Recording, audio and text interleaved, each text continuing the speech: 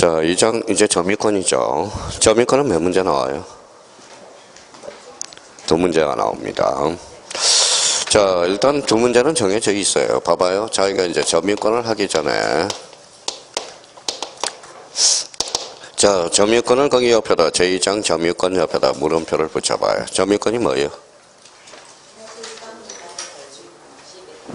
자, 정확하게 이제 해야 됩니다. 여기다 써요.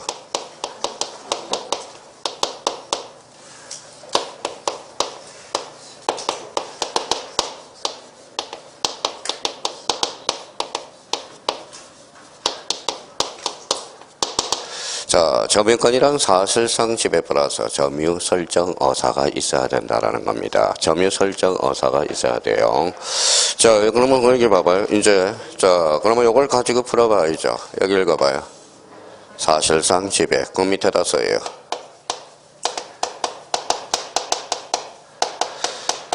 자, 점유권은 배타성이 없다라는 거고, 여기 봐봐요. 이제 대충 한 사람들은. 자, 이 부분과 관련돼서 이제 한번 봅시다.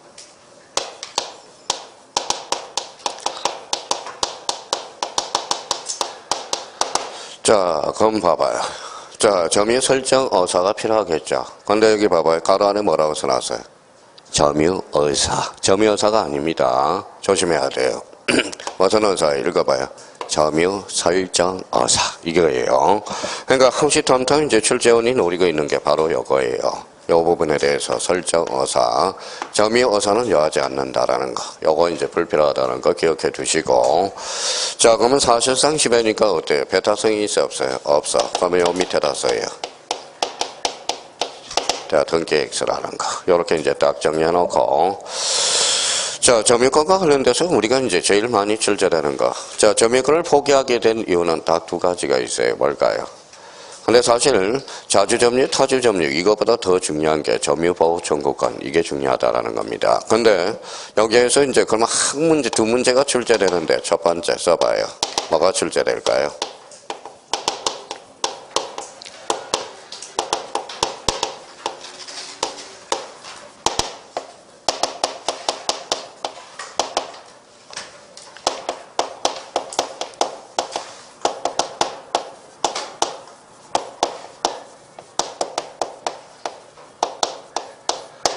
자, 요거 2개예요.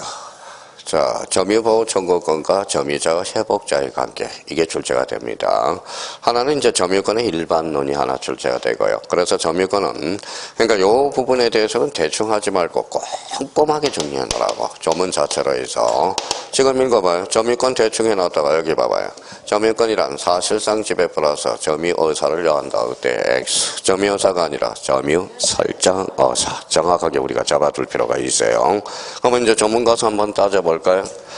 자, 192죠. 점유권의 취득과 소멸 이렇게 나와 있죠. 자, 물건에 대한 사실상 지배 리콜 점유권이죠. 자, 그러면 이제 자 191항을 한번 보죠. 192죠. 1항. 자, 물건을 사실상 지배하는 점유권이 있다 없다? 있다. 이 항은 점유자가 물건에 대한 사실상 지배를 상실할 때 상실줄 전화예요. 점유권이 소멸한다. 그러나 204조의 규정 204조를 거기 제가 써놨어요. 뭐라고 써놨어요? 점유물 반환 청구권이야. 점유물 반환 청구권에서 점유를 해소할 때는 뭐예요? 점유권은 소멸하지 않는다 이 소리라는 겁니다. 그러면 이 조문과 관련돼서도 이 항에 자주 출제되고 있고요. 그러면 이제 출제 포인트 한번 볼까요? 건물의 소유자는 현실적으로 건물이나 부지를 점거하고 있지 아니하더라도 그 건물의 소유를 위해서 부지를 점유한다고 보아야 된다. 이게 나와 있죠. 그러면 결론적으로 이 소리는 무슨 소리예요? 자, 그 옆에다 하나 써놔봐요. 자, 그 옆에다가 이제 요 지문에서 이제 뭐가 하나 탄생이 돼요. 바로 뭐예요?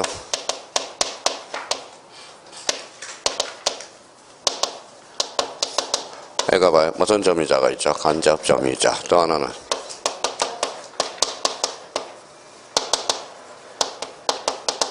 직접 점유자라는 겁니다. 자, 여기 소리는 또 결론적으로 간접 점유자와 직접 점유자의 관계가 또 하나 탄생하고 있다는 걸 확인해 둬야 되고, 판례의 태도는 제가 이제 이런 이야기 또 하나는 제가 서울에 살고 있어요. 아버지가 부산에 살고 계세요. 아버님이 돌아가셨어요. 그 점유는 누구 거예요? 제가 점유하지 않더라도 소유권은 당연히 저에게 기속된다라는 거예요. 그런 의미 정도는 파악해 두실 필요가 있어요. 먼저 간접 점유자는 점유권이 있어요, 없어요? 있어요. 여기 동그라미 쳐놨잖아. 맨날 헷갈려요. 간접 점유자는 점유권이 있어, 없어? 있어. 그럼 결론적으로 뭐도 있다. 점유 보호 청구권도 있다. 그럼 자력구제권은 행사할 수 있어, 없어? 없어. 그렇게 이제 이야기가 드는 거고. 그래서 판례와 관련돼서 출제 포인트, 이게 또 지문에 많이 등장하고 있다라는 걸 확인할 수가 있어요. 자, 그러면 이제 상속으로 인한 점유권의 이전 찾았어요? 뭐라고 써놨어요, 이제? 점유의 간념화 줄쳐놓고요. 점유권은 상속인에게 당연히 뭐 된다? 이전된다. 자, 출제 포인트와 관련돼서는 상속인이 사실상 지배를 할 필요도 없고 상속 개시를 알고 있어야 하는 것도 아니다. 이게 출제 포인트라는 거야. 상속에 의해서 점유권을 취득한 경우 상속인은 새로운 권한에 의해서 거기에다 줄쳐놓으세요. 새로운 권한에 의해서 자기 고유의 점유를 시작하지 않는 한 피상속인의 점유를 떠나 자기만의 점유를 읽어봐야 주장할 수 없다라는 거야. 그럼 결론적으로 그러면 상속인은 항상 뭐라고 외쳐야 돼요? 대한독립 만세라고 불러야 돼. 새로운 권한을 시작할 때 이제 그때 자주점유, 타주점유가 이제 나오기 시작하는 겁니다. 그러니까 새로운 권한, 이게 포인트가 된다는 거야. 권한이 뭘까요? 권한은 또 까먹었다. 권한이 뭘까요? 어떠한 행위를 정당하게 하는 언천, 이게 바로 뭐예요? 권한이 되는 거야. 그래서 출제 포인트와 관련돼서 1번하고 2번이 그래서 출제가 되는 거고. 자, 그러면 194조와 관련돼서 무슨 점이자? 간접점유. 간접점유의 행강편을 딱 꺼놓고요. 그러면 저희가 맨날 헷갈려. 간접점유. 그 옆에다 하나 써봐요.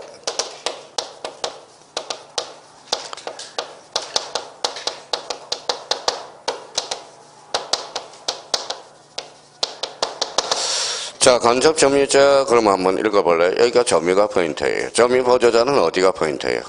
보죠. 그래서 항상 요 관계에서 또 며칠 지나면 또 까먹고 며칠 지나면 또 까먹다 나가요. 그러면 간접점유자 예를 하나 들어놔요. 그래서 주인이라고 써요.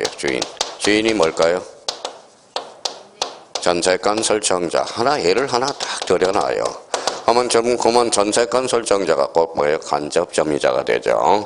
임차권에서는 간접점유자가 임대인일까요? 임차인일까요? 임대인이 되겠죠. 그러면 저희가 예를 하나 딱 들어놔서 그러면 간접점유자는 그러면 전세권 설정자로서 얘 때는 점유권이 있어요, 없어요? 있어요. 그러면 점유권이 있다는 것은 항상 이쪽으로 빠진다고. 무슨 보호청구권? 점유보호청구권으로 빠진다는 거야. 그러면 간접점유자는 점유권이 있으니까 점유보호청구권이 있죠. 그럼 자력구제권은 행사할 수 있어, 없어? 없어. 자, 그 다음에 두 번째는 점유보조자는 알바라고 써놔요. 늘 이야기했던 게 알바죠. 그러면 알바로서 점유권이 있어요, 없어요? 없어. 그럼 결론적으로 점유보호청구권은 없다라는 거야. 그러면 결론적으로 그러면 점유보조자는 점유보호청구권의 상대방이 될 수 있어, 없어? 없다라는 거. 그 의미로 이제 빠져나가겠죠. 그러면 자력구제권은 행사할 수 있어, 없어요? 있다라는 거. 그걸 관계를 따져놔야 돼. 항상 우리가 읽을 때 간접점유자는 읽어봐요. 점유. 요거는 보죠. 여기에 조문에 딱 규정을 해놨어. 그게 바로 194조에 규정해놨고요. 요거는 195조에다 규정을 해놨다라는 겁니다. 그럼 저희가 그러면 앞으로 읽을 때 간접점유자의 포인트는 점유 보조자는 보조가 포인트라는 걸 잡고 그럼 한번 조문이 어떻게 했나 봅시다. 자, 간접점유자, 직접점유자에서 저기 점유 매개 관계 행간편 나타나요. 자, 지상권, 전세권, 질권, 사용대차, 임대차, 임치, 기타의 관계로 타인으로 하여금, 타인이 뭘까요? 직접 점유자로 하여금 물건을 점유하게 한 자. 물건을 점유하게 한 자가 누굴까요? 간접 점유자. 그러면 간접적으로 점유권이 있다, 없다? 있다. 요거 소리. 무슨 말씀인지 아시겠죠? 그러면 지상권, 전세권, 질권, 사용대차 밑에 뭐라고 써놨어요? 점유매개 관계. 거기 반드시 거기 행강편잖아요. 반드시 적법 유효할 필요는 없다. 그것도 하나의 출제 포인트가 되는 겁니다. 그거 한번 숙지해 두면 되고요. 그럼 출제 포인트를 한번 봅시다. 자, 간접점유자는 직접점유자에게 반환 청구권을 가짐으로써 자, 직접점유자의 점유는 언제나 읽어봐요. 직접점유자는 언제나 무슨 점유자다? 타주점유자야. 그러면 여기 이제 29에 2.5점짜리로서 겉에다 이렇게 출제를 했죠. 자, 봐봐요.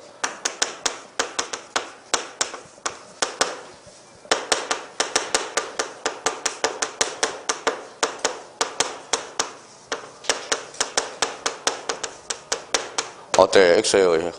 X죠. 읽어봐요. 간접 점유자는 타주 점유자다. 어때? X. 이게 29에 대 2.5점짜리야.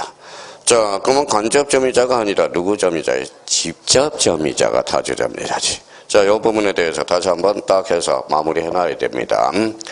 자, 그래서 출제 포인트 1 출제가 됐고요. 간접 점유자는 점유보호 청구는 가지나 자력구제가는 인정하지 않는다. 이게 바로 194조의 바로 1번과 2번의 출제 포인트가 된다라는 겁니다. 자, 이제 이번 점유보조자죠. 자, 점유주, 그러면 점유보조관계야. 이거는 매개관계가 아니라 보조관계야. 보조관계라는 것은 뭘까? 상하관계야. 그러면 가사상, 영업상, 기타 유사한 관계에서 타인의 지시를 받아, 여기가 포인트죠. 물건에 대한 사실상 지배를 요구하고 있죠. 점유보조자. 저 타인만을 점유자로 한다. 그러면 점유보조에게는 점유권이 인정이 돼야 안 돼? 안 된다. 이 소리라는 겁니다.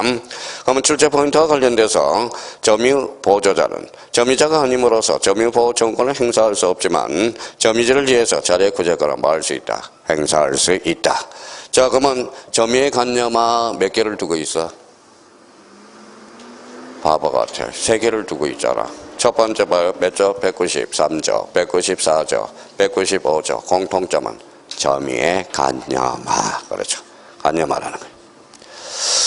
자, 그러면 이제 196조와 관련돼서 점유권의 양도 한번 보죠. 점유권의 양도는 점유물의 인도 동그라미, 인도로서 효력이 생긴다. 전항의 점유권의 양도에는 188조 2항 간이인도예요. 189조 무슨 개정이에요? 점유개정. 190조 목적물 반환청구의 양도를 그대로 똑같이 준용한다라는 겁니다. 그래서 1항과 2항 그대로 우리가 출제가 되고 있고요. 자, 197조로 가봐요. 점유에 뭐라고 써놨죠? 태양이 뭐예요? 모습이죠. 점유의 모습이라는 겁니다.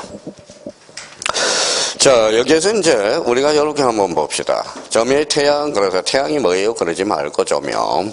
태양이 선플라이어죠. 여기 넣으면 안 돼요. 점유의 모양태, 모양양자거든.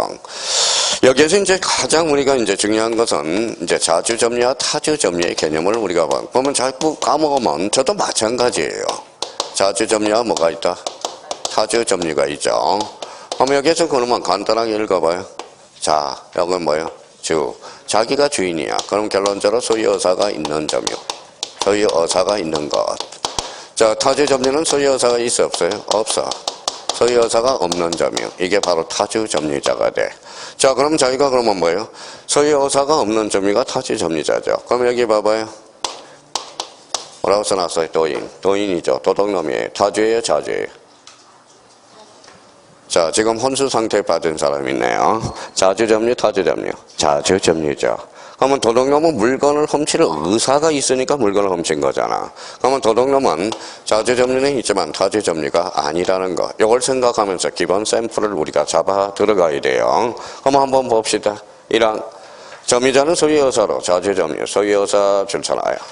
자, 선의 동그라미, 평원 동그라미, 공연 동그라미, 점유한 것으로 추정한다. 그러면 29에 30회 때 출제된 거.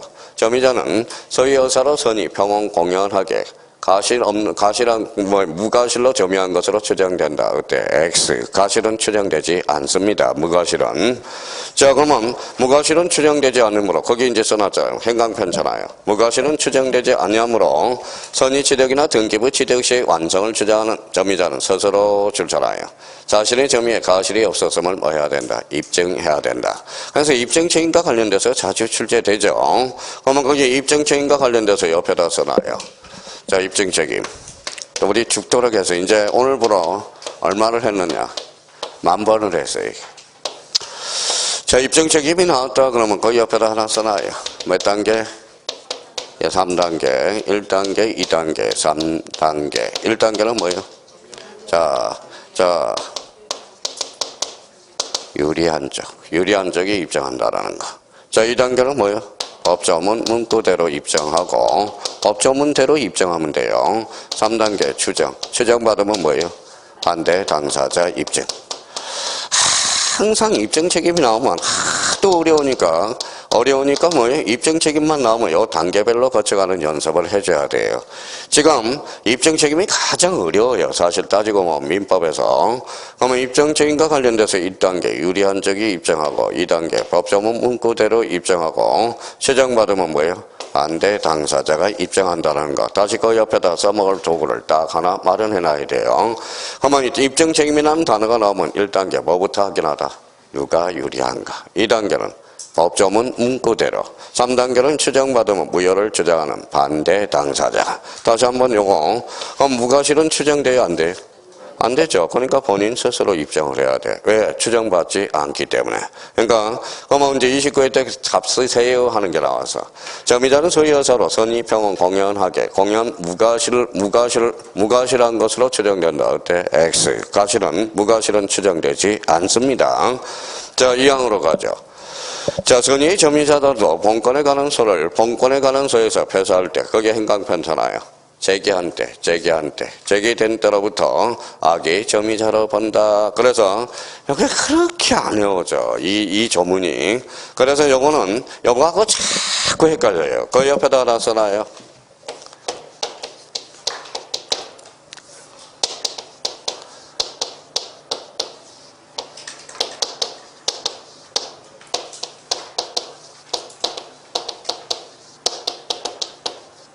자, 절렬하게 외워야 돼요. 자, 선악서라고 써놔요. 선악서. 자, 자타패. 선악서. 읽어봐요. 선의에서 하기로, 뭐예요? 서제기인데 때로부터 악의로 추정돼요. 악의로 갑니다. 자, 자주제세 타주할 때는 패소 판결 확정시로부터 뭐예요? 타주 점리로 전환이 돼요. 이게 잘 외워지는지 아세요? 며칠 있으면 맨날 헷갈려. 그러니까 읽어봐요. 이거 절렬하게 이제 외워봅시다. 뭐라고요? 선악서. 읽어봐요. 자타패. 패소 판결 확정시야. 자주에서 타주로 전환될 때. 그러면 선의에서 하기로 전환될 때는 소제기될 때부터. 소제기인데. 그러면 가볼까요? 이게 맨날 이렇게 나오면 맨날 틀려요. 선의의 점의자는 본건에 관한 소에 패소한 때 그 소가 패소된 때로부터 악의 점의자로 본다. 어때? X. 뭐예요? 소제기로부터. 이게 엄청나게 난데 문제 풀 때. 이 말은 그러면 봐봐요. 그 밑에 따라서 소제기가 소제기 수취한 과실은 읽어봐요. 부당이득으로 본건자에게 반환해줘야 된다는 거. 이게 나중에 사례 문제 풀 때 아주 중요한 포인트가 되는 거예요. 자, 여기 한번 봐봐요. 그러면 자기가 요거 뭘 포인트 잡을 때 이제 앞으로 읽어봐요. 자기 자신을 믿지 마세요. 저도 잘 못 믿어요. 그래서 읽어봐요. 뭐라고? 선악서, 자타패, 패소 판결 확정시야. 이때는 자주, 타주 전환될 때 선악서, 자타패. 오케이. 자, 그러면 이제 출제 포인트와 관련돼서 거기 한 3개 정도를 전환해놨죠. 점의자가 스스로 매매 정의와 같은 자주 점리의 근원을 주장하였으나 이것이 인정되지 아니할 경우 자, 상대방이 타주 점리를 일정하지 못한 한은 자주 점리의 주장은 읽어봐요. 겨진다고 볼 수 없다. 출제되는 포인트죠. 자, 이번에 토지의 점의자가 진정한 소유자로부터 소유권 이전 등기, 말소 등기 청구 소송을 제기당해 패소 판결이 확정된 경우 그로부터 자주점리의 추정이 번복되어 타주점리로 전환한다. 요 2번이 걸어서 별표 하나를 딱 해놔요. 그러니까 요 197조 2항하고 요 2번하고 그렇게 헷갈리는 거야, 나중에. 자, 그러면 여기는 봐봐요. 그러면 요때는 읽어봐요. 선의에서 하기는 뭐예요? 읽어봐요. 선악서. 읽어봐요. 자타패. 이때는 패소 판결 확정될 때. 패소 판결 확정될 때로부터. 그러면 거기가 맨날 확인을 해놔요. 그러면 패소 판결이 확정되는 경우 이걸 자꾸 뭘로 바꾸죠? 소제기된 때. 이렇게 바꾼다고. 그러니까 거기 2번과 관련돼서 다시 한번 잡아놓고요. 3번에 점의자가 점의 개시 당시에 소유권의 취득 원인이 될 수 있는 법률행위 기타 법률 요건이 없어. 그와 같은 법률 요건이 없다는 사실을 잘 알면서 타인 소유의 부동산을 무담 점령 시 입증된 경우 읽어봐요. 자주 점리의 추정은 뭐 된다? 깨어진다. 대표적인 예들을 하나 갖다 놔서요. 경계를 임의로 제거하고 타인의 토지에 건축을 신축한 경우 이때 깨져요. 국가나 지방자치단 시민단체의 근원 없이 사회처지를 도로 부지에 편입시킨다면 이때는 깨어집니다. 자, 자신의 대지에 건물을 건축하면 통상 있을 수 있는 자, 시공상 착오의 정도를 넘어 상당한 정도로 인접처지를 침범한 경우 이때도 뭐의 추정력은 깨진다라는 거. 자, 그 옆에다 이제 자주에서 타주로 점륜되는 것, 타주와 관련돼서 우리가 많이 출제된 게 한 여기에 몇 개 적어놔요. 그래서 아주 요긴할 때 써먹을 수 있다고.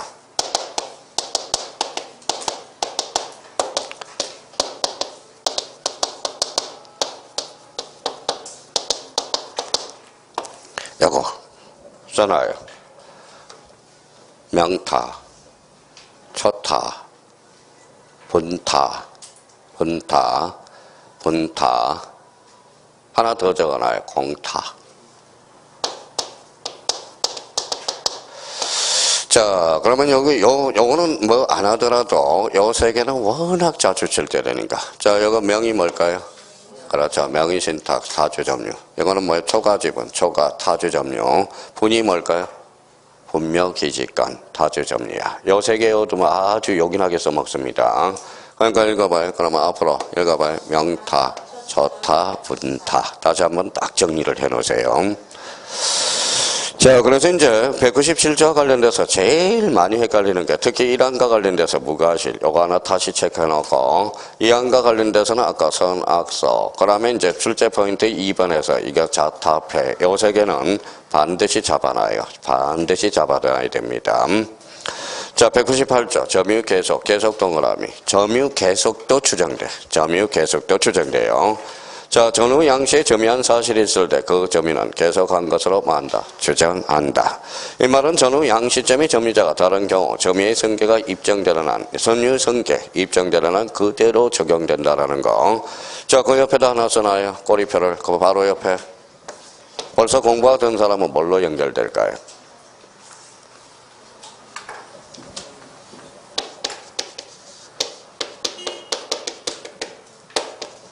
읽어봐요. 등기의 승계. 자, 점유의 승계도 인정되듯이 등기의 승계도 인정된다라는 거. 요거 유추 적용하고 있다라는 거. 요 부분에 대해서 다시 한번 딱 정리해 둘 필요가 있어요. 등기부 취득세는 몇 년이에요? 그러면 A가 5년이야. 등기 5년이야. B가 몇 년이에요? 5년. 합쳐봐요. 몇 년이죠? 10년. 요것도 인정된다라는 거. 그래서 점유의 승계는 어디에도 연결된다. 등기의 승계도. 자, 그 밑에 이제 또 나와 있죠. 자, 점유의 승계의 주장과 효과. 자, 점유자의 승계인은 자기의 점유만을 주장하거나 잘라요. 그래서 그걸 점유의 분리라는 거야. 자기의 점유와 점유자의 점유를 아울러 주장할 수 있다. 읽어봐요. 점유의 병합이라고 그래. 그러면 점유의 분리, 점유의 병합, 이제 주장할 수 있다는 거고, 이 항과 관련돼서 전 점유자의 점유를 아울러 주장하는 경우 뭐까지 승계돼? 하자도 승계된다는 거야. 전부 조문이야, 난데 이제 시험 문제 한번 보세요. 전부 조문이지. 자, 200조는 올해 또 하나 나올 수 있어요. 200조는 별표 하나 딱 해놔요. 자, 권리의 적법 추정이네. 권리의 적법 추정. 자, 권리의 적법 추정과 관련돼서 그 옆에다 바탕을 하나 깔아놔요. 자, 이게 뭘까요?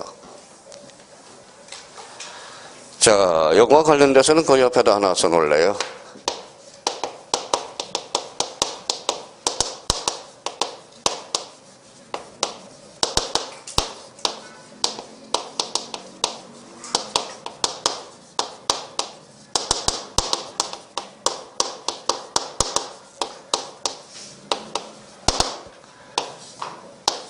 자, 뭐예요?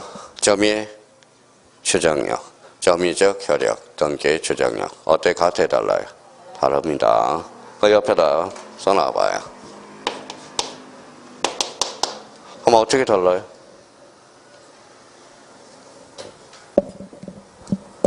자, 그러면 이제 요거 점유의 추정력, 그러면 여기에다 써요. 이거는 민법 200조예요. 이건 동산의 추정력이야. 자, 점유적 효력은 요거는 뭐예요? 자, 245조 2항이 돼요. 245조 2항. 요거는 뭘까요? 등기부 취득시효야. 등기 추정력은 요거는 명문 규정이 있어요, 없어요? 없어요. 요거는 명문 규정이 없어. 어디에서 일항일해요? 학설과 판례에서. 이거는 부동산에서 추정력을 이야기해. 자, 오늘 이후로부터 이제 200조와 관련돼서 헷갈리지 말고요. 점유의 추정력, 점유적 효력, 등기의 추정력. 이 말은 결론적으로 민법 200조는 민법 200조 점유의 추정력. 이거는 여기에다 동산의 추정력을 이야기해. 이거 특히 조심해야 돼요. 자, 245조 2항은 등기부 취득시효로서 이거는 점유적 효력을 지칭하고 있는 거고, 자, 그러면 등기의 추정력은 법적 근거가 없어. 명문 규정이 없고 학설 판례에 맡겨져 있어. 이거는 뭐의 추정력이죠? 부동산의 추정력. 그러면 이 부분에 대해서 늘 호시탐탐 노리고 있으니까 요거 한번 기억을 해 둘 필요가 있고요. 자, 또 하나 써놓으세요. 또 하나 써놔봐요. 자,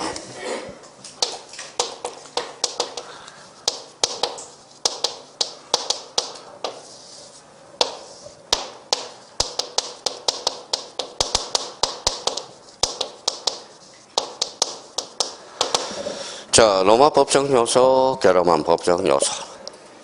참,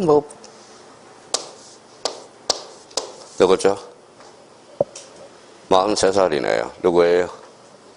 뉴질랜드 총리, 아던 총리. 아우, 멋쟁이 총리입니다. 여자면서. 와야, 여걸이에요, 여걸. 그래서 코로나를 최초로 종식을 했어요. 우리나라는 코로나를 오늘 이후로부터 종식합니다. 4일 전에 종식으로 선언을 했죠. 뉴질랜드 쪽에서 참 멋진 여자예요. 자, 43살짜리인데 세계 여자로서 천사를 보내죠. 43살짜리 여자분 아던 총리예요. 아던 총리. 자, 그러면 여기 봐봐요. 그러면 로마 법정 요소하고 게르만적 요소가 이제 간혹 가다 나와요.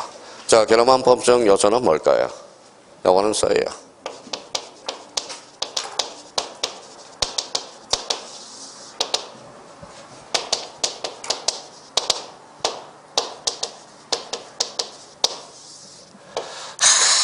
항상 깔아놔요. 자, 요거는 이제 제가 사비라도 들어서 요걸 하나, 책을 쓰고 있어요. 법철학에 대해서 이제 책을 좀, 하루에 한 페이지씩이라고 쓰고 있어요. 법철학을 하나 쓰고 있어요. 자, 법을 하려면 철학을 알아야 돼. 그러면 봐봐요. 우리 민법에서 철학이라면, 자, 로마 법정 요소 읽어봐요. 소유권과 점유권. 요거는 다 로마법에서 왔다라는 거야. 읽어봐요. 부동산과 동산은 어디에서 왔어요? 게르만법에서 왔어. 그러면 여기 봐봐요. 요 동산이야, 부동산이야? 동산.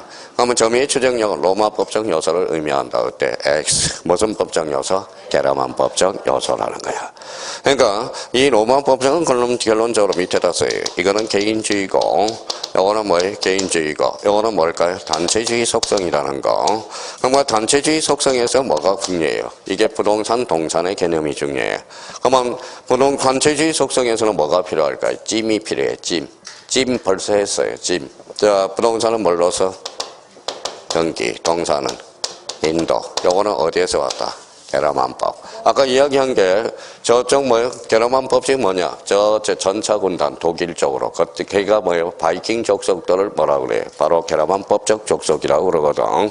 요번에 제일 게르만법적에 사격을 많이 받고 있는 게 스웨덴이야. 스웨덴. 지금 스웨덴은 코로나로 아직 지금 난리야, 스웨덴.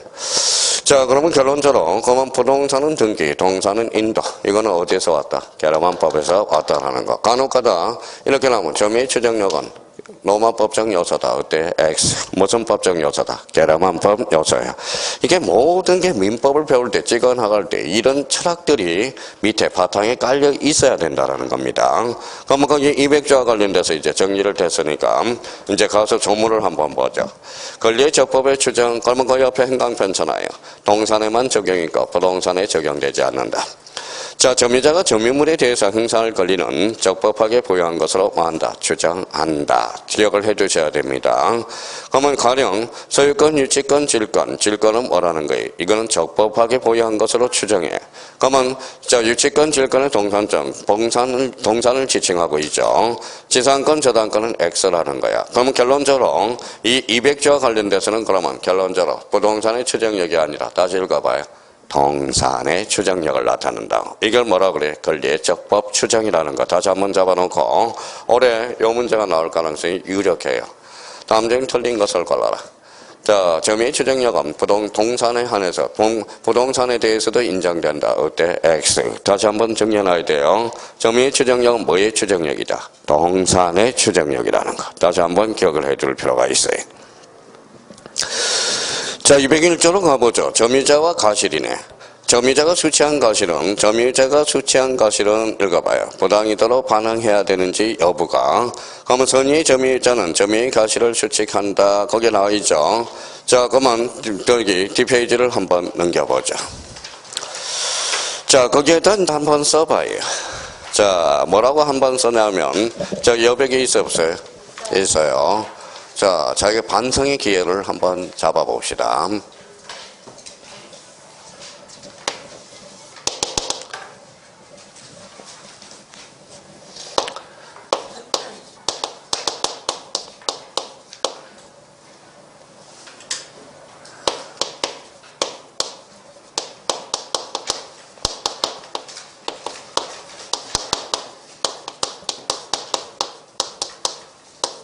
뭐라고 써놨죠? 점유자, 회복자의 관계. 자, 반성 한번 해봐요.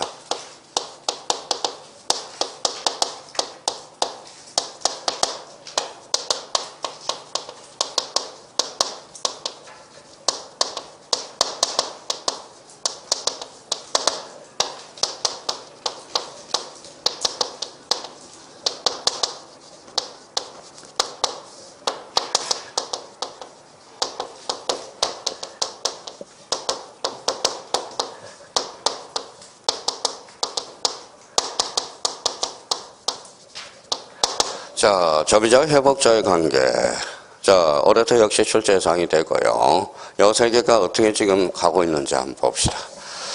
자, 일단 과실수취권, 멸실훼손 책임, 비용상환 청구권, 필요비와 희귀비, 통상필요비와 특별필요비. 요게 이제 한번 생각해 봅시다. 자, 여기 회복자, 그러면 개라고 써요. 개 주인.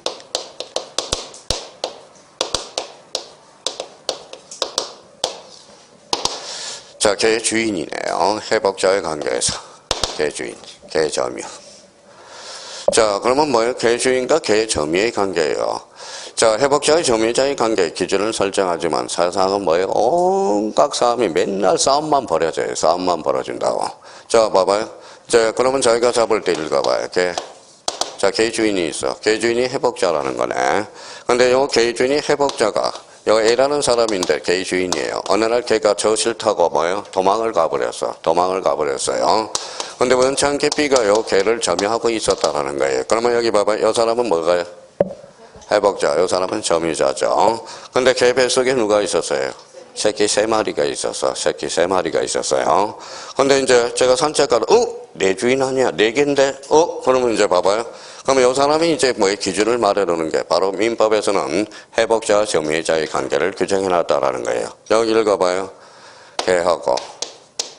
자, 어떻게 읽나 봅시다. 읽지 마세요. 괜히 또 제대로 읽어봐요. 개. 요거는. 자, 봐봐요. 요거는 원물이고, 요거는 가실이라는 거야. 이거는 원물이고, 가실이라는 거야. 원물과 가실의 관계입니다. 새끼는 가실이라고 그래. 가실. 걔는 뭐라고요? 원물이라고 그래. 그러면 이제 요 관계를 기준을 마련해놨어요. 그러면 여기 읽어봐요. 무슨 수취권? 가실 수취권. 누구 뭐예요? 여기다 써요. 선의의 점유자만 걔를 취득할 수 있다. 가실을 수취할 수 있다는 거예요. 선의의 점유자만. 자, 그러면 원물은 누구한테 줘야 돼? 회복자한테 줘야 돼요. 그러면 새끼는 누가 취득할 수 있어? 점유자가. 그런데 악의 점유자는 다 돌려줘야 돼요. 선의의 점유자만 가실을 수취할 수 있어. 자, 읽어봐요. 어때 가실은? 무슨 가실이? 읽어봐요. 천연가실, 법정가실, 또 하나 사용이익까지 포함된다는 게 뭐의 판례의 태도예요. 자, 그러면 멸실훼손 책임. 하나만 정확하게 외워요. 그래서 하나 써봐요. 선자, 현전이익이야. 이거 하나만 정확하게, 나머지를 왜 외우려고 애를 쓰는지 몰라요. 그러면 봐봐요. 그러면 선이면서 타주, 전보손해. 선이면서 타주는 전보손해. 악이면서 타주 전보손해. 그러니까 악이면서 타주 자주 점유자도 전부 배상을 해줘야 돼. 그러면 뭐에 한해서만 읽어봐요. 선이면서 자주 점유, 현전이익. 현전이익 한도에서 돌려주면 돼요, 업무를. 자, 비용상한 청구는 여기에다 비용상한 청구권은 뭐 읽어봐요. 선의 악이 불문해. 선의 악이 불문하고 다 청구할 수 있어. 선악 불문합니다. 자, 그러면 통상 필요비는 어떨까요? 필요비는 보전 비용이죠. 그러면 요 통상 필요비는 어때요? 자, 요거는 선의의 점유자는 행사할 수 없어. 왜 그럴까요? 요거하고 상계가 됐기 때문에. 자, 특별 필요비는 다 청구할 수 있죠. 자, 유익비는 어때요? 유익비는 계량 비용이죠. 당연히 다 청구할 수 있죠. 요거는 비싸요, 싸요? 싸요, 쬐금. 요거는 많이 들어간 거예요. 많이. 요거는 보존 비용이고 이거는 계량 비용입니다. 그러면 저희가 그러면 요렇게 해서 이제 조문을 정리해 나갈 때 요거 딱 잡아놔야 돼. 요걸 잡아놔야 돼요. 요걸 못 잡아놓으면 뭐예요? 앞으로 한 문제 놓친 거나 다름없어. 요거는 무조건 별표 5개야. 별표 5개예요. 그러면 요걸 가지고 이제 그 밑에 있는 조문들을 정리해 둘 필요가 있다라는 겁니다. 그러면 이제 요렇게 정리정돈해 놓고 다시 한번 우리가 조문을 한번 보자고요.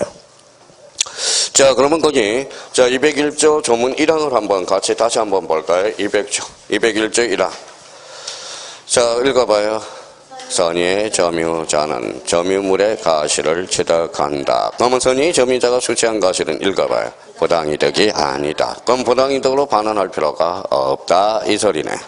자, 2항입니다. 2항은 읽지도 말아요. 읽지도 마. 사망도 읽지도 마. 사항도 읽지도 많아요. 그러니까 자, 2항 3항을 자꾸 읽음으로써 자꾸 헷갈리니까. 그러면 1항을 토대로 해놓고요. 그럼 출제 포인트 한번 보죠. 200조 1항의 선의의 점유자라 하면 가실수취권을 포함한 권한이 있다고 오심한 점유자를 바라고 소유권, 지상권, 전세권, 임차권이 있다고 오신한 자. 거기에 대한 강편잖아요. 유치권, 질권이 있다고 오신한 자는 포함되지 않아요. 이게 이제 출제 포인트라는 거야. 그와 같은 오신을 하면 오신할 만한 정당한 근거가 있어야 된다. 정당한 근거 출처라요. 제2항은 건물을 사용함으로써 얻은 이익, 건물의 사실에 준하는 것으로 선의의 점유자는 비록 법률상 은인 없이 타인의 건물을 점유 사용하고 이를 말미암아 그에게 손해를 입혔다 하더라도 점유 사용으로 인한 이득을 반환할 의무는 있다 없다? 없다. 이 말은 거기 옆에다 써요. 사용 이득도 뭐다 포함된다라는 거야. 그러니까 이거는 천연가실, 법정가실만 속하는 게 아니라 사용 이득도 뭐야 가실에 포함된다라는 걸 이게 바로 그래서 우리 이제 나중에 이제 우리 사례 문제 풀 때 요 2항이 아주 2번이 아주 중요하거든. 자, 2번 202조가 나와 있네. 점유자의 회복자에 대한 책임 찾았어요? 자, 회복자의 책임은 멸실훼손 책임이죠. 이것도 참 잘 정리를 해놔요. 점유물이 점유자의 책임 있는 사유로 해서 멸실훼손될 때 악의의 점유자는 손해의 전부를 배상해야 되며 선의의 점유자는 이익이 현존하는 데 배상해야 되며 소유자가 의사가 없는 점유자는 선의인 경우도 손해배상을 배상해야 된다. 조문이 겁나게 어렵죠. 딱 하나만 기억해두라고. 여기 봐봐요. 멸실훼손 책임과 관련돼서 읽어봐요. 선의면서 자주점유 무슨 이익? 현저이익. 나머지는 잔손해라고 생각하면 돼. 전부 배상이야. 자, 소유권이 있다고 오신한 자는 현존이익의 한도 내에서 배상이 되지만 전세권이나 임차권이 있다고 오신한 자는 손해배상 전부를 배상해야 된다라는 거. 이게 출제 포인트예요. 2항 202조와 관련돼서. 자, 점유자의 상한 청구권 나왔네. 자, 점유자가 그러면 거기에다 선악 자타 불문 거기에 행강편잖아요. 자, 거기 봐봐요. 자, 거기 반환할 때 행강 편찮아요. 반환할 때. 반환할 때야. 잘 잡아야 돼. 거기 밑에 뭐라고 써놨어요? 아니라는 거야. 임대차하고 헷갈리지 말고요. 그러니까, 자, 반환할 때 하는 거야. 반환할 때. 제출 적시가 아니라 필요비에 대해서. 그러면 회복자에 대해서 점유물을 보전하기 위해서 제출한 금액 기타 필요비의 상한을 청구할 수 있다. 그러나 점유자가 가시를 취득한 경우에 통상 필요비는 청구하지 못한다. 왜 청구하지 못해요? 여기. 아까 선의의 점유자는 가시를 수취했죠. 그러면 통상 필요비는 선의자는 청구할 수 없다라는 거야. 자, 그러면 한번 볼까요? 자, 개주인이, 자, 그러면 점유자가 개를 가지고 있었어요. 그런데 개가 갑자기 감기가 걸렸어. 기침을 막 해요. 그러면 병원 가야 돼, 안 가야 돼? 병원비 마련해야 돼, 안 해야 돼? 해야죠. 그럼 새끼 낳았어, 안 낳았어? 살았죠? 그럼 새끼 팔아서 뭐예요? 병원비 마련하라는 거야. 그게 바로 무슨 필요비예요? 읽어봐요. 통상 필요비야. 근데 특별 필요비가 뭐냐? 걔가 말을 안 들어, 걔가 말을 안 들어요. 말을 안 들어요. 말을 안 들다가 뭐예요? 야, 거기 무단횡단 하지 마. 그랬더니 걔가 무단횡단 해가지고, 발을 뭐예요? 무단횡단 발을 차에다 채워가지고 뭐예요? 발이 뼈가 분질러져서, 그러면 예상했어, 안 했어? 안 했죠. 그게 무슨 피로비라고 그래? 특별 피로비라고 그래. 그러니까 특별 피로는 당연히 할 수 있다는 예상을 못했던 겁니다. 그러면 결론적으로 그러면 통상 피로비는 선의는 상계되기 때문에 그때는 뭐였다? 선의자는 행사할 수 없다라는 거. 그게 포인트예요. 자, 그러면 그 밑에 이항을 한번 보죠. 점유자가 점유물을 계량 나왔다. 계량 그러면 유익비네. 지출한 금액 기타 유익비에 관한 사람 가액의 증가가 현저한 경우에 한해서 자 갑니다. 자, 회복자야 점유자야. 회복자. 그러면 회복자에 대한 강편잖아요. 점유자의 선택에 쫓아 지출 금액이나 증가액의 상한을 청구할 수 있다. 점유자가 아니라 뭐예요? 회복자의 선택에 따라서. 그러면 거기 문가 봐요. 점유 회복 당시의 소유자야. 조심해야 돼요. 자, 이항 사망은 전항의 경우 법원은 회복자의 청구에서 상당한 상한 기간을 허용할 수 있어 없어? 있어. 그러면 상당한 기간 줄잖아 봐요. 자, 그러면 전항의 경우가 필요비야 유익비야? 유익비죠. 그럼 시험에 이렇게 나오네. 필요비에 대해서 법원은 회복자의 청구에서 상당한 상한 기간을 허용할 수 있다. 그때 X야. 필요비가 아니라 무슨 비? 유익비야. 그러면 필요비는 봐봐요. 필요비는 보존병으로서 조금 들어가. 요거는 많이 들어가. 자, 그러면 봐봐요. 그러면 필요비 비용 상한 청구권에서 대해서도 유치권을 행사할 수 있어 없어?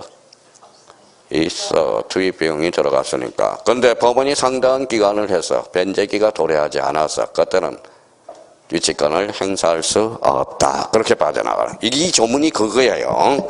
그러면 변제기가 연장되므로 변제기 미도래. 거기에다 행강편 딱 전하여 유치권을 행사할 수 없다라는 거예요.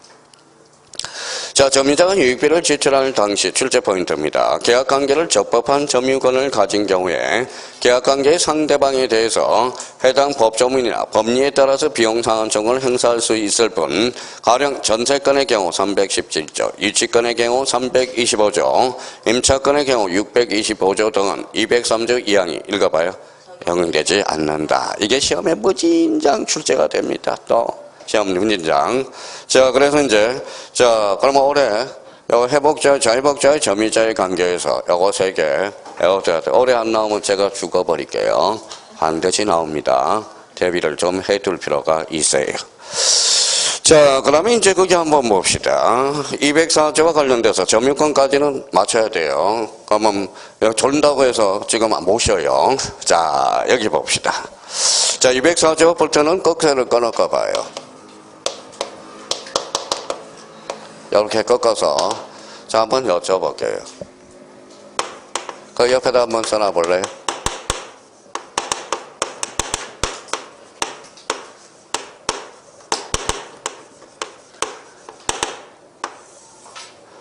자, 점유권 플러스 물권적 정권 이게 뭘까요? 그래요. 이게 점유보호 청구권이야. 점유보호 청구권 써요. 점유보호 청구권이야.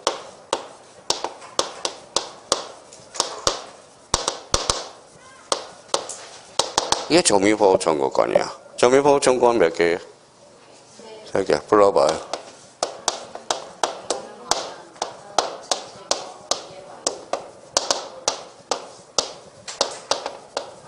요거죠. 반환, 제거, 예방. 자, 그러면 저희가 공부하고 있는지, 얼마나 공부하고 있는지 봅시다. 읽어봐요.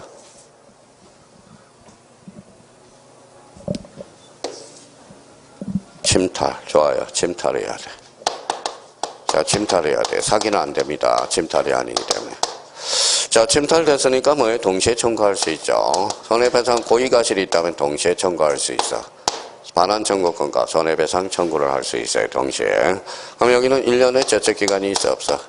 있어. 1년의 제척기간은 출소기간이 됩니다. 자, 제거네요. 제거라는 것은 뭐 읽어봐요? 방해죠. 방해. 자, 요거는 미시에 또는 밑 거죠. 이것도 1년의 제척기간이 있죠. 자, 예방은 뭐예요? 써봐요. 염려네. 염려. 이 손해가 이미 발생했어요? 안 했어요? 안 했죠. 그러면 여기는 뭐예요? 이걸 왜 그냥 말에 인지하라고 그렇게 이야기해도 왜 틀리는지 모르겠어요. 자, 1년에 제척기간이 없어요. 그러면 오늘 여기에 대해서 크게 잡아놓고 조문을 읽을 때 다시 인지하라고요. 그래서 자, 그러면 이 부분에 대해서 딱 정리해놓고 그걸 치고 들어가야 돼. 자, 이제 외워보자고요. 점유권과 물권적 정권이 만났다. 뭘까요? 점유, 보호, 청구권, 반환, 침탈 및 1년, 제거, 방해 및 1년, 예방, 염려 또는 없어. 이게 없어. 그러니까 이 정도는, 그러면 여기에서 신경을 호시탐당 써야 될 거는 뭘까요? 요거 부분하고, 요 부분. 항상 출제원은 여기를 공략하고요. 또 여기를 공략하고 있어. 요 부분에 대해서. 그러면 요 1년은 또 공략해요. 요거는 무슨 기간이죠? 그렇죠. 출석 기간이야. 그럼 이렇게 정리해놓고 조문을 딱 읽어가는 거하고 그냥 무턱대고 읽어가는 출제 포인트. 그러면 이런 것들을 확인하면서 자기가 정리해둔 정돈해야 돼. 자, 그럼 한번 볼까요? 점유의 해수, 점유물 반환, 청구권. 점유자가 점유의 침탈 행강 편찬하여 침탈. 자, 그러면 절도 강도는 침탈이죠. 그 밑에 사기, 횡령, 분실. 이거는 침탈이 아닙니다.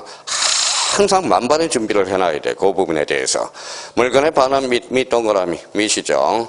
및 손해배상을 청구하려면 그 밑에 바로 고의가실이 있어야 돼. 무슨 말씀인지 아시겠죠? 그러니까 불법행위 요건을 요한다라는 거야. 요한다. 그러면 손해배상을 청구하기 위해서는 꼬리표를 붙여요. 뭐가 요건이죠? 고의가실이 있어야 된다. 자, 이항의 전항의 청구권은 침탈자의 선의, 거기 행강편천하여. 요때 선의의 특별 성계에 때는 행사하지 못하는 거야. 그러나 성계인이 악의에다 행강편천하여. 악의인 때는 그러하지 아니하다. 그러면 악의의 특별 성계에 때는 행사할 수 있어 없어? 있다. 요거 조심하세요. 자, 사망은 1항의 청구권을 침탈 다음으로부터 1년 동그라미. 1년. 이거는 1년은 무슨 기간이다? 출석 기간이야. 그럼 자기가 요 1항, 2항, 3항을 본문을 정확하게 숙제해달라는 겁니다. 자, 그러면 205조로 가죠. 점유물의 고유. 점유물 방해 제거점. 자, 점유가 점유를 방해받은 때, 받은 때.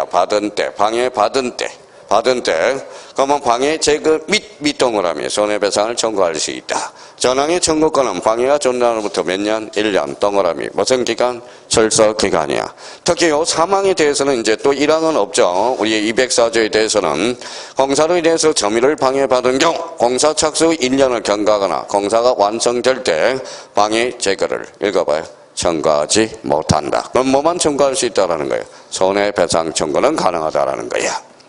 자, 206조와 관련돼서 점유의 보전, 점유물 방해 예방 청구권. 점유자가 점유의 방해를 받을 염려 동그라미잖아요.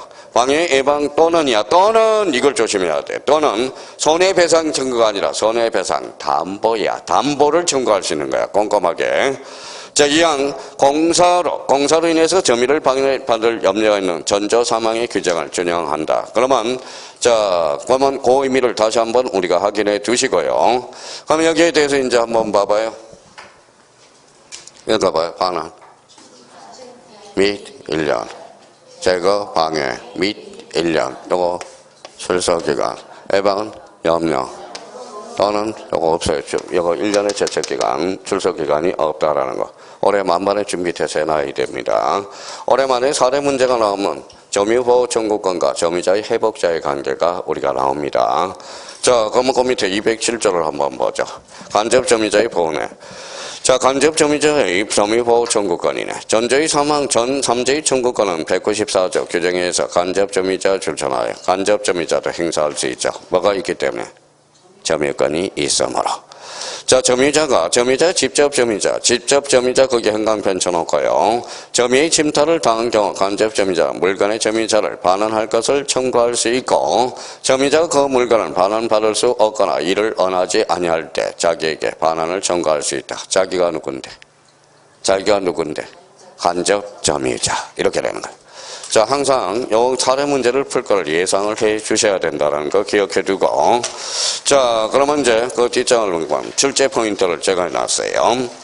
자, 직접 점유자가 임의로 점유물을 타에 양도한 경우는 자, 점유 이전이 간접 점유자의 의사에 반한다 하더라도 간접 점유자의 점유가 침탈 경우에 읽어봐요. 해당하지 않는다. 이게 판례의 태도의 출제 포인트가. 자, 208조 찾았어요?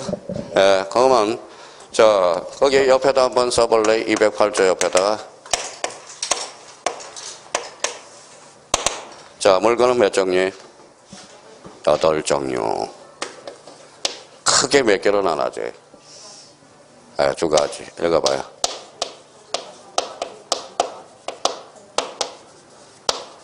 점유권과 본권이라는 거. 자, 그러면 이제 일단 점유권과 본권의 관계에서 우리가 봤네요. 자, 여기에다 도인이라고 또 써놔요. 예를 하나 들어놔요. 도인은 점유권은 있어, 없어요? 도둑놈은 점유권은 있어, 없어? 있어. 너는 없어? 본권은 없다라는 거예요. 본권은 없어요. 자, 그러면 점유권하고 본권은 서로 만나, 안 만나? 그래요. 서로 영향을 미치지 않아. 내일이야, 내일. 쭉 갑니다. 쭉 가요. 서로 안 만나요. 선생님 철기로 만난다고 그러는데 만나지 않아요. 그러면 요 점유권에 기한 소로 표시하더라도 본권에 소로 제기할 수 있다라는 거야. 그러니까 점유권하고 본권은 읽어봐요. 서로 영향이 없다라는 거야. 자, 그러면 이제 208조의 조문이 바로 그 영향이에요. 자, 점유의 소와 본권의 소와의 관계, 별개의 소야, 별개. 서로 영향을 미쳐. 그러면 이 말은 결론적으로 봐봐요. 여기에 패소하더라도 이걸로 재판을 제기할 수 있다라는 거야. 무슨 말씀인지 아시겠죠? 이걸로 패소하더라도 이걸로 제기할 수 있다. 이 말이야. 그러면 결론적으로 이제 요 조문의 출제 포인트가 이거예요. 점유권에 기한 소와 본권에 기한 소로 서로 영향을 미치지 않는다. 이 말은 출제 포인트. 점유의 소에서 패소한 자도 읽어봐요. 본권의 소에서 성사할 수 있다라는 이 의미예요. 그러면 이왕에 점유권에 기인한 소는 본권에 관한 이유로 읽어봐요. 재판하지 못한다. 이 말은 출제 포인트. 점유물 반환 청구의 소를 제기당한 소유자는 소송의 방어 방법으로 본권을 주장할 수는 없다라는 그 이야기예요. 그러면 점유의 소와 본권의 소는 서로 영향을 미친다, 미치지 않는다? 미치지 않는다라는 거. 자, 그 다음에 거기 209조와 관련돼서 자력구제 그 밑에다가 뭐예요? 자력구제 앞에다 방망이 하나 써놔요. 방망이 하나 써놔. 방망이. 알바가 방망이 들었어. 그게 무슨 구제야? 자력구제야. 자, 그러면 사인이 국가가 힘을 빌리지 않고 직접 실행 행사를 하는 게 자력구제라는 겁니다. 그러면 잘 꼼꼼하게 정리해놔요. 점유자는 점유를 부정히 침탈 또는 방해하는 행위에 대해서 자력으로 이를 방해할 수 있다. 이걸 뭐라고 그래? 읽어봐요. 자력방위권. 이 항은 점유물이 침탈되었을 경우에 부동산 동그라미 전화예요. 부동산일 때는 점유자를 침탈 후 즉시야 가해자를 배제하여 탈환할 수 있고 잘라요. 동산 동그라미. 동산일 때는 점유자는 현장에서 또는 추적하여 가해자로부터 이를 탈환할 수 있다. 읽어봐요. 자력 탈환권이 되는 겁니다. 자, 그러면 간접 점유자는 자력구제권을 행사할 수 없으나 점유자는 이를 행사할 수 있다라는 생각을 한번 해봐요. 자, 세입자는 그러면 직접 점유자예요? 간접 점유자예요? 세입자. 직접 점유자죠. 그러면 주인은 무슨 점유자가 되죠? 간접 점유자. 그러면 봐봐요. 그러면 세입자는 항상 간접 점유자한테 자력구제권을 방망이 들으면 말 안 들으면 몽둥이로 펼 거 아니야, 세입자를. 돼, 안 돼? 형식적으로 봐도 안 되죠. 그렇죠? 생각을 한번 해봐요. 자, 그 다음에 210조와 관련돼서 준점유. 자, 준 동그라미 쳐요. 준은 노라고 써봐요. 그럼 한번 해석해봐요. 점유가 아니라고? 좀 그렇게 하지 말고 이렇게 한번 해봐. 자, 준점이라는 것은 점유하지 아니한 채 재산권을 행사하는 것. 이게 무슨 점이에요? 준점이라고 되는 거예요. 준이라는 거. 자, 그러면 우리가 봐봐요. 준이라는 것은 여러 각도에서 쓰인다고 조심하라고 그랬잖아요. 그러면 거기 처음 강의 듣는 사람은 자, 준을 한번 써봐요. 준. 자, 다시 이런 게 기초 배양이 돼야 돼요. 괜찮아요.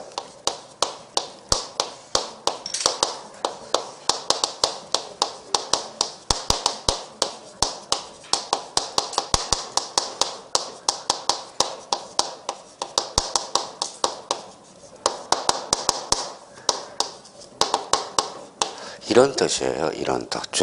준이라는 마침 같은 가름, 간주, 의제, 노라는 뜻이야. 그러니까 궁극적으로 준이라는 것은 노라는 겁니다. 그럼 다 해석해봐요, 자기가. 자, 준점유.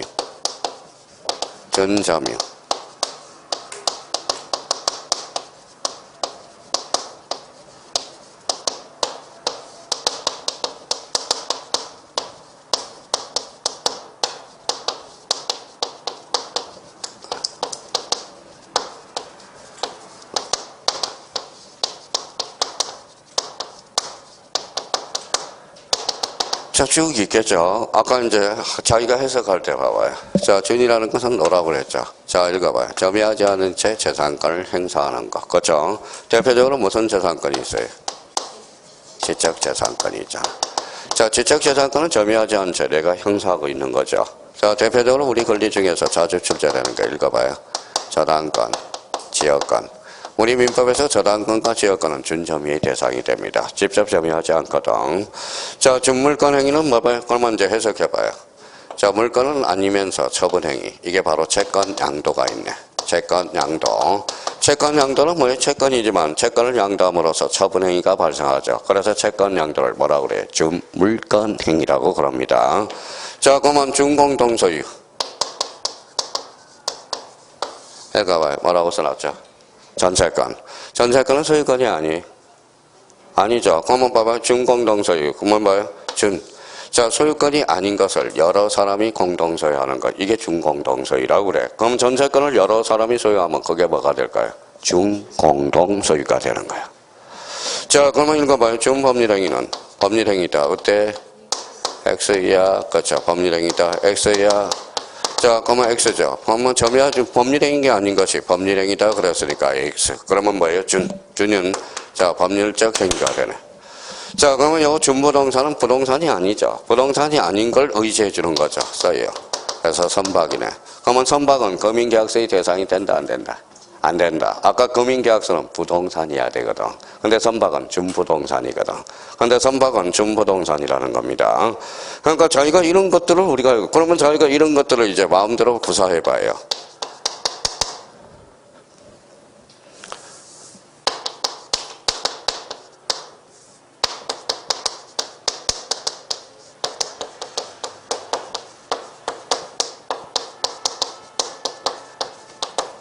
이게 자주 출제되거든. 그러니까 외울 게 없이 우리가 한번 생각해 봅시다. 읽어봐요. 선의취득에. 읽어봐요. 준점유가 준용된다. 읽어봐요. 취득, 점유 O. 준점유, 점유 X. 같을 수가 없죠. 그러면 결론적으로 선의취득에 준점유는 준용될 수 없다라는 거야. 그렇잖아요. 그러니까 이런 포인트를 잡아서 준과 관련돼서 앞으로 준을 기억해 둘 필요가 있어요. 그러면 준점유 마무리하고 이제 쉬어보자고. 자, 가령 예금 정서와 인장을 소지하는 경우 채권의 준점유자가 돼. 그러면 본장이 규정한 재산권을 사실상 행사하는 경우도 준용된다. 이 말은 준점유라는 것은 점유하지 아니한 채 재산권을 사실상 행사하는 것. 이게 무슨 점유? 준점유가 돼. 그러니까 요 의미를 다시 한번 잡아놓고요. 자, 그러면 선생님, 자, 점유권 이제 앞으로 틀리면 안 돼. 절대 틀릴 수가 없어. 그것만 알면. 이제 그걸 까먹어서 틀리는 거지. 몰라서 틀리는 것은 앞으로 아니라는 겁니다. 그것만 해요. 그것만 해도 점유권 5점짜리 건질 수 있어요. 안 빠져나가요. 절대 안 빠져나가게 돼 있어. 그래서 오늘부로 가서 요 점유권과 관련돼서 조문 뭐예요? 계속적으로 마르고 닳도록 외우더라고. 마르고 닳도록. 잠들기 전에. 그래서 그러면 봐봐요. 지금 현재 상태에서 몇 개 끝났어? 네 문제가 끝난 거예요. 네 문제가 끝난 거예요. 점유권 기본적으로 하나. 그래서 아까 보면 185조와 관련돼서 간섭법상 물건이 아닌가 올해 분명히 출제됩니다. 6조와 7조의 관계 하나 출제되고 올해 혼동이 사례 문제로 출제 예상이 되니까 단단히 준비해 두시라는 거 부탁드리고 제3장 무슨 건이 있죠? 소유권. 요거는 좀 쉬었다 하겠습니다.